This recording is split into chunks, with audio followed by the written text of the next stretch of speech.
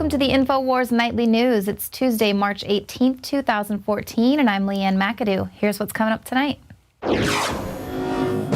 Tonight, new reports of the NSA recorded 100% of telephone calls. Then, a professor calls for climate change skeptics to be put in jail. And what would you do if your child was strip searched at school? That's next on the INFOWARS Nightly News. You're not going to ride around in a bunch of black war wagons and have your way with our wives. When you start this, we're going to stomp your ass into the ground. Well, remember when the NSA said they were just collecting that metadata? Well, they lied. They've been collecting 100% of an entire country's phone conversations. This is according to some leaked documents by Edward Snowden. The NSA's Mystic program has been recording 100% of a country's phone calls, although the Washington Post won't report which country that is. They're honoring the request of U.S. officials. But the surveillance program's Retro tool allows for retrieval of up to 30 days worth of entire phone conversations nationwide. Some of the documents provided by Snowden suggest that high-volume eavesdropping may be soon extending to other countries as well if it hasn't already. Based on Retro's internal reviews, the NSA has strong motive to deploy it elsewhere because Retro is uniquely valuable when an analyst first uncovers a new name or a telephone number of interest. It'll give them up to 30 days of recorded conversations in hand. The NSA can pull an instant history of the subject's movements, associates, and plans. And also, curiously, other U.S. intelligence agencies also have access to Retro. Now, of course, this Retro program includes sweeping up the phone conversations of Americans as well. And this is why these Snowden leaks just seem so fishy to me, because it's just this slow drip of information, and it's just sort of desensitizing us to the fact that we are under mass surveillance at all times.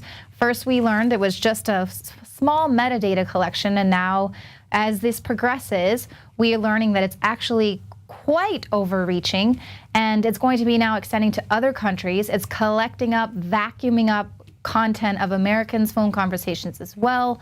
Total disregard for the Constitution. But that's why, you know, something's fishy with this Snowden leaks.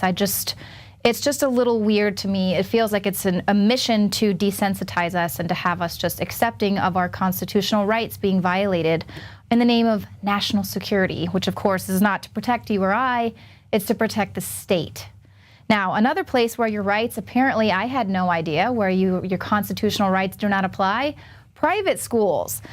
A mother testified in a federal court this week that school officials in Pennsylvania told her that they were within their rights to strip search her daughter, asserting that this girl doesn't have constitutional rights because she's in a private school. Now, this incident occurred last year. Officials ordered the girl to remove her shirt because they suspected she had a cell phone on her person. Now, such devices are considered contraband at this school, which is described as a cost-free, private co-educational home and school for pre-K through 12th grade students from the families of low income, limited resources, and social needs. So it's not an elite private institution. It is a private school for lower income families who apparently aren't welcome to having any constitutional rights. Now, the court complaint states that the school's nurse touched her all over her body, including her chest, feeling for a smartphone. No phone was found. Now, the mother, Trina Howes, is suing the school, saying that the procedure was conducted without her knowledge or presence. And when Howes called a student home supervisor, she was told that the girl doesn't have constitutional rights because she's in a private school, and that the school is backed up by the Derry County Police Department. And it is what it is, Ms. Howes. And we're hearing that a lot, you know, it is what it is. I'm the master, you're the slave. And these institutions are getting away with this action, basically just saying, hey, it is what it is. Now, Howe's complaint states that her daughter's rights under the 4th and 14th Amendment should ensure personal security and bodily integrity and freedom from governmental intrusion.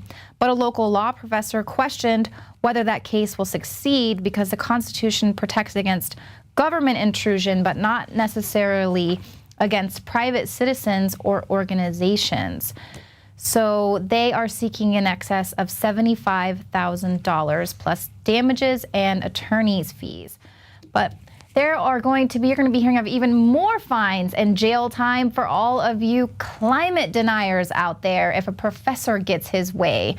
A professor at the Rochester Institute of Technology is calling for the incarceration of any American who actively disagrees that climate change is solely caused by human activity. Philosophy professor Lawrence Torcello argues that malignant individuals are collectively organizing a campaign funding misinformation about climate change. He's adding that science misinformation surrounding climate change should be considered a crime. And he asks readers to consider cases in which science communication is intentionally undermined for political and financial gain. Monsanto, chemtrails, no, he's not talking about that. But according to a Gallup poll conducted earlier this month, 2/3 of Americans do not believe that the colder temperatures the country has been experiencing is related to human-caused climate change or global warming. This means 2/3 of Americans would be at risk of being deemed as criminals for expressing these beliefs. And the latest person he could lock up would be the Greenpeace co-founder Patrick Moore, who testified in front of a Senate committee last month that there is no scientific proof that human emissions of carbon dioxide are the dominant cause of the minor warming of the Earth's atmosphere over the past 100 years. And according to the latest temperature data from two U.S. government bureaucracies, NASA and NOAA, the pause or hiatus in global warming is still ongoing. So there you go, Professor Torcello. Lock up those guys. They are definitely thought criminals working for our government. Ooh, who knew? Now, a lot of people are asking about Crimea's vote to secede from the Ukraine.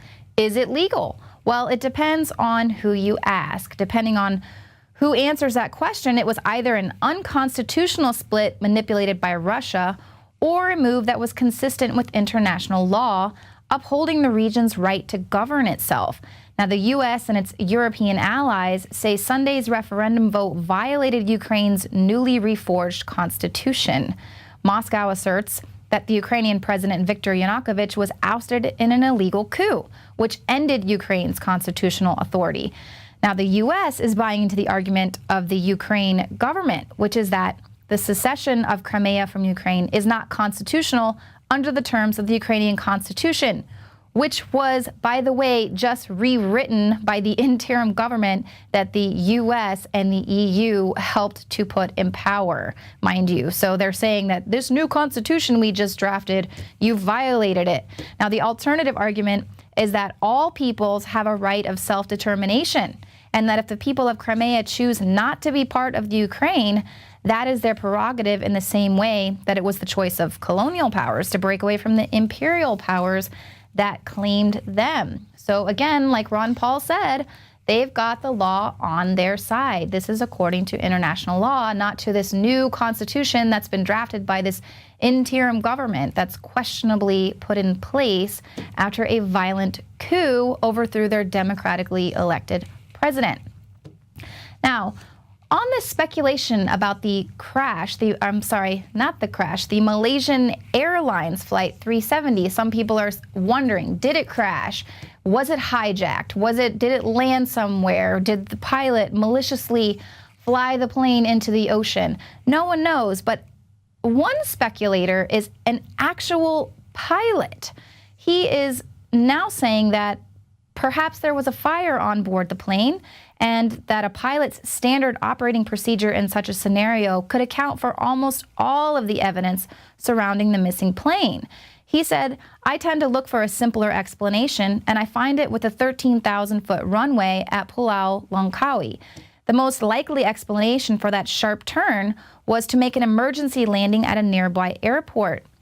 And he added that a landing gear fire is also entirely possible, especially on underinflated tires, which is common on large airliners during a hot night on a long runway. And if the blowout occurred during takeoff, the resulting fire would burn slowly, but eventually produce horrific, incapacitating smoke. thinking the flight crew was probably overcome by smoke, and the plane continued on the heading, probably on autopilot, until it ran out of fuel or the fire destroyed the control surfaces and it crashed. So it's a very simple and plausible explanation, but the belief of investigators remains that the plane was deliberately diverted and that foul play was involved. The fact that the flight change was manually typed into a computer, most likely programmed by someone in the plane's cockpit who was very knowledgeable about an airplane system, has increased their focus on the plane's captain and the first officer rather than a passenger or a hijacker. Now, residents of a small island in the Maldives have reported seeing a low-flying plane, and Australia and Indonesia have also agreed to split up their search over large swaths of the Indian Ocean. Well, coming up after the break, another change to Obamacare is going to allow insurance companies to keep even more of your money.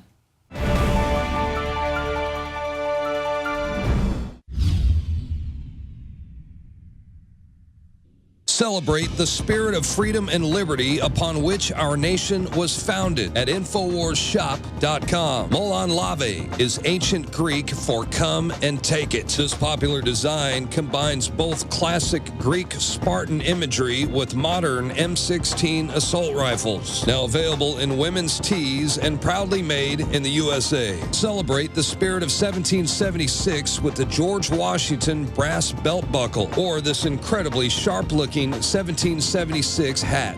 Badass. And be sure to check out the new arrivals at INFOWARS Life, where you can prepare your body to perform at peak levels with Survival Shield Nascent Iodine, Super Male Vitality, and Fluoride Shield. And wake up, America. Immune Support Blend is the healthy choice for the gourmet coffee lover. So get incredibly high-quality, freedom-based products and help fund the revolution at INFOWARSShop.com. Many anthropologists and archaeologists believe that before man even discovered the power to harness and use fire, we were involved in agrarian activities. That is, taking the seeds of plants and then replanting them to produce more.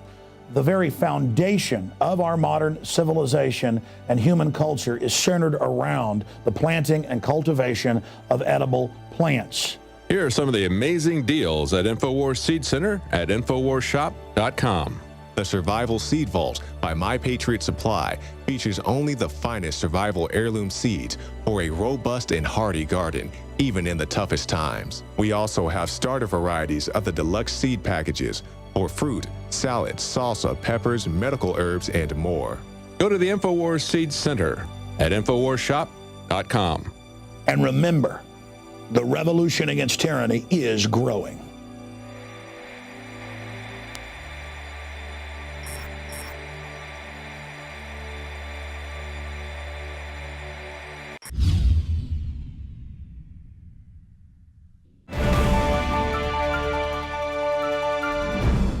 Well, today we're reporting on another young banker's suicide. This will be the 12th this year in the financial world and another connection to JP Morgan.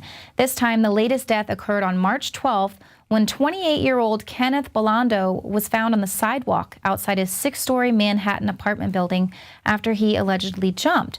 Now, before moving into his last position as an investment banker for Levi Capital, Belando worked as an investment banker at JP Morgan Chase. His brother, John Belando, also works at JP Morgan as an investment officer, and the New York Post stated that multiple emails by John Belando were presented as evidence during Senate hearings regarding the London whale trading scandal. Now, Kenneth Belando's death marks the 12th time this year that an employee in the financial world has taken his or her own life around the globe. Now, the fact that many of these suicides have been from leaping from buildings has suicide prevention experts puzzled. According to the chief medical officer of the American Foundation for Suicide Prevention, jumping is much less common as a method for suicide in general. So I'm struck by the number that have occurred in recent months in this industry. Now, police don't suspect a third party and haven't said whether Belando left a